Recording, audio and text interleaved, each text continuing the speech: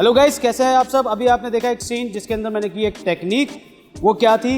वो बेसिकली उसको जापानीज़ में कहते हैं को ओचिगारी, ठीक है ना। वो मैंने एक स्विप टेक्निक की थी उसको सामने वाले प्लेयर को गिराने के लिए, ठीक है। तो आज का जो सेगमेंट है वो यही है कि को ओचिगारी कैसे करेंगे हम और उसकी बेसिक्स क्या है। बहुत इजी सिंपल से कुछ स्टेपिंग्स है जिसको आपने फॉलो करना है और अपने दिमाग को हाजिर रखना है, तो आप ये टेक्निक इजीली कर सकते हैं।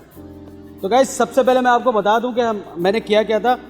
मैंने जब उसकी लेग आगे आई तब मैंने उसे यहाँ से स्विप किया था ताकि वो गिर जाए। अब इसकी टेक्निक है, अब वो ये होती है, अगर आप फाइट के अंदर हैं, ठीक है, अगर आप जूडो या जुजित्सु फाइट के अंदर हैं और आपने ग्रिप की हुई है तो आपने सबसे पहले ये करना है कि उसके मूवमेंट्स को पकड़ना है। अब लेट्स सपोज मैंने जब इसे पुश किया तो उसकी लेग पीछे गई है और जब मैं इसे पुल कर रहा हूँ तो इसकी लेग आगे आ रही है, ठीक है। तो मैंने इसी का ही यही टाइमिंग है और इसी टाइमिंग का फ़ायदा उठाना है।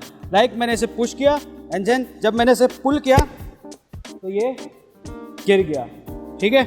क्योंकि ये जब आगे आ रहा है तो इसका सारा वेट जो है वो आगे की लेग पे ही जा रहा है, उसका सारा माइंड का जो फोकस है वो आगे की लेग पर है और मैंने उसके उस फोकस को ब्रेक करना है, ठीक है।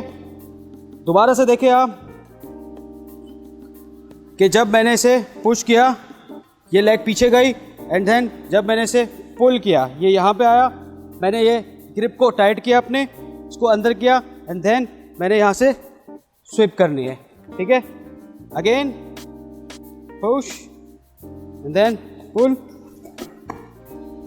आप देख सकते हैं कितना इजीली ये गिर गया है। अच्छा, ये टेक्निक स्ट्रीट पे बहुत अच्छे से काम आ सकती है आपके, और फाइट के अंदर तो आप बिल्कुल 100% ये कर सकते हैं। अगर आपको सिर्फ प्रैक्टिस क्या करनी है, इसके स्टेप्स को फोकस करना है कि ये कब स्टेप रख रहा है, कब स्टेप पीछे लेके जा रहा है, यानी कि प्लेयर को अपने मूवमेंट के हिसाब से अपने हिसाब से चलाना है, उसके हिसाब से आपको नहीं चलना है। तो गाइस, सेकंड एक और एडवांस इसके अंदर को ओचिगारी होती है, वो ये होती है कि आपने जब इसे अपनी तरफ पुल किया तो इसकी लेग ये आगे आ गई, ठीक है ना।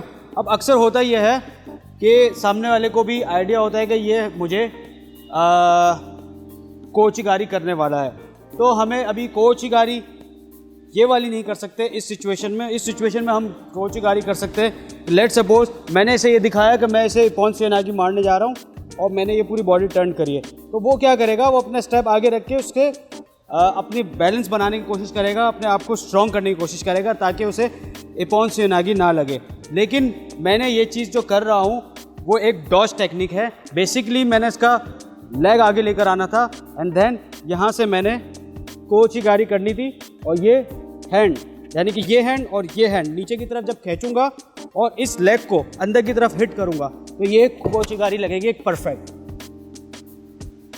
ठीक है। दोबारा से देखें, जब मैंने इसे ये किया, टॉस दिया, ये लेग आगे आ गई, ओके। ये खड़ा हुआ हूँ मैंने जब इसे टॉस दिया ये लेग आगे आ गई, ये यहाँ से बचने की कोशिश कर रहा है। मैं जब ये आया ये एंड देन को ओचिगारी। ये आपका जुजित्सु के अंदर और जूडो के अंदर बहुत काम आती है ये टेक्निक, अगर आप इसकी प्रॉपर प्रैक्टिस करें कि आपने इसे पुल करना है, जैसे ही लेग आ गई आपने यहाँ से को ओचिगारी करते हुए नीचे की तरफ गिरना है। बहुत इजीली लग सकती है ये थ्रो अगर आप प्रैक्टिस करें, बगैर प्रैक्टिस के तो कुछ भी इजी नहीं है। तो गाइज़, ये थी को ओचिगारी की टेक्निक। आई होप कि आपको ये टेक्निक समझ में आई होगी। अच्छा, अगर ये आप स्ट्रीट पे बड़े इजीली कर सकते हैं अगर आप इसकी सही से प्रैक्टिस करें। अगर कोई चीज़ समझ में ना आ रही हो तो मुझे कमेंट करके ज़रूर बताइएगा, मैं आपको एक और टेक्निक की वीडियो बना दूंगा उसके ऊपर, और फेसबुक पेज पे भी आप मैसेज कर सकते हैं इजीली। तो मिलते हैं नई वीडियो में एक नए ट्रेनिंग सेशन के साथ, तब तक के लिए अल्लाह हाफ़िज़।